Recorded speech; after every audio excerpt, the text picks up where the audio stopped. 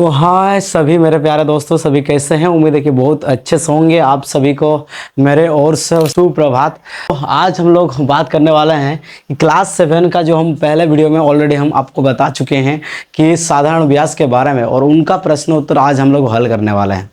तो दोस्तों, आप में से कई ऐसे भी बच्चे होंगे जो इस प्रश्नों को बहुत आसानी से कर रहे होंगे। अभी तक आपने अगर फॉर्मूला चेक नहीं किया है तो फिर चेकआउट कीजिए। इसके बारे में, इसके रिलेटेड वीडियो मैंने पहले भी ऑलरेडी बना चुके हैं।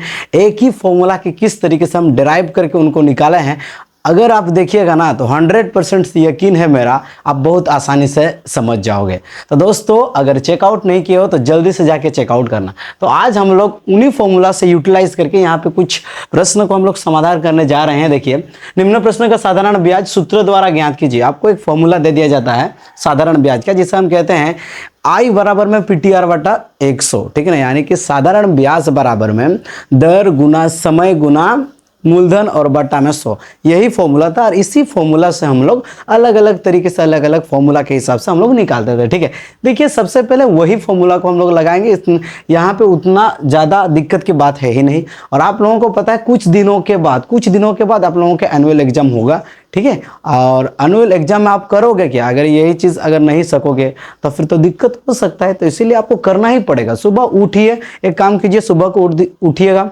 और नहीं तो आप एक काम कीजिए ना, मोबाइल किसी के पास होगा तो आप अलार्म सेट कर दीजिए, ताकि आप ना एक सही समय में उठ पाओगे, ठीक है। देखिए, अभी हम लोग डिस्कशन करेंगे।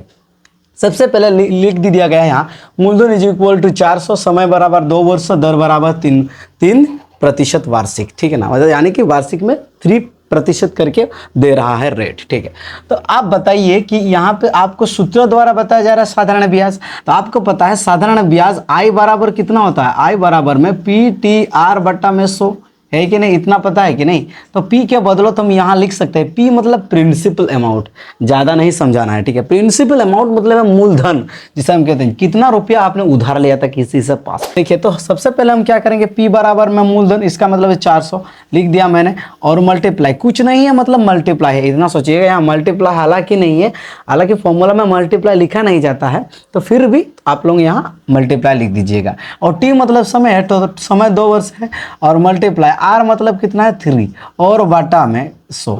हाँ, और एक चीज़ ध्यान रखिएगा, कभी कभी ना बच्चों को कंफ्यूज कराने के लिए ना इस सालों को ये महीने में दे दिया जाता है, तो ये तो खराब है ना। तो महीना में यहाँ पे दे देगा, तो आपको हम बता दें, वो जो महीना जो दे रखा है ना, उसको आप लोग सालों में बदल दीजिएगा। बस इतना अगर आपने काम किया तो आपका काम हो गया भैया, है ना। देखिए, अभी आप क्या करोगे, अभी तो आप काटना शुरू कर दोगे। यहाँ पे 2 टूसन, यहाँ पे 2 टूसन कट गया, ठीक है। किसी को दिक्कत यहाँ पे नहीं ना।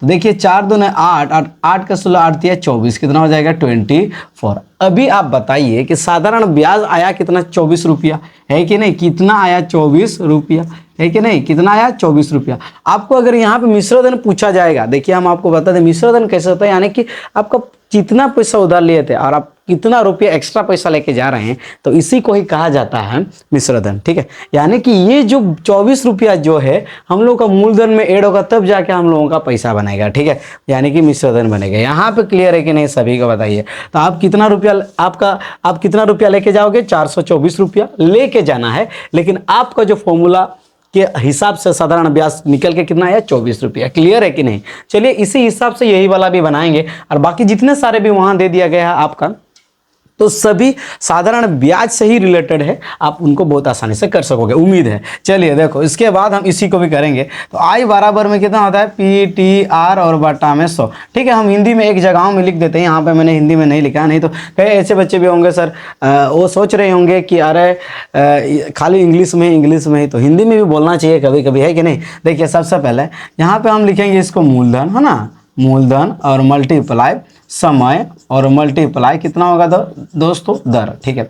और बटा में कितना हो जाएगा, 100। तो मूलधन, समय और दर तो हम लोगों को ऑलरेडी पहले से दे रखा है ना।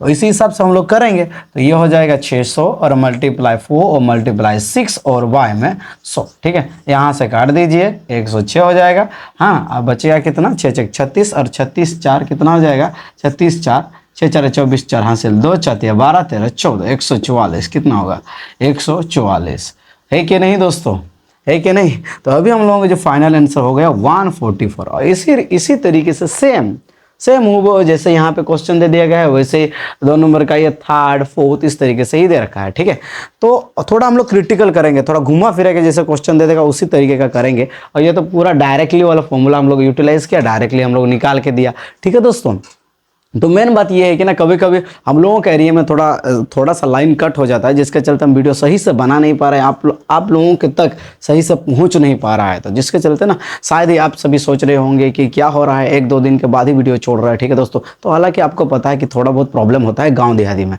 तो दोस्तों अगर वीडियो पसंद आए आज का, ठीक है, तो दोस्तों प्लीज़ आप एक लाइक जरूर कर दीजिएगा।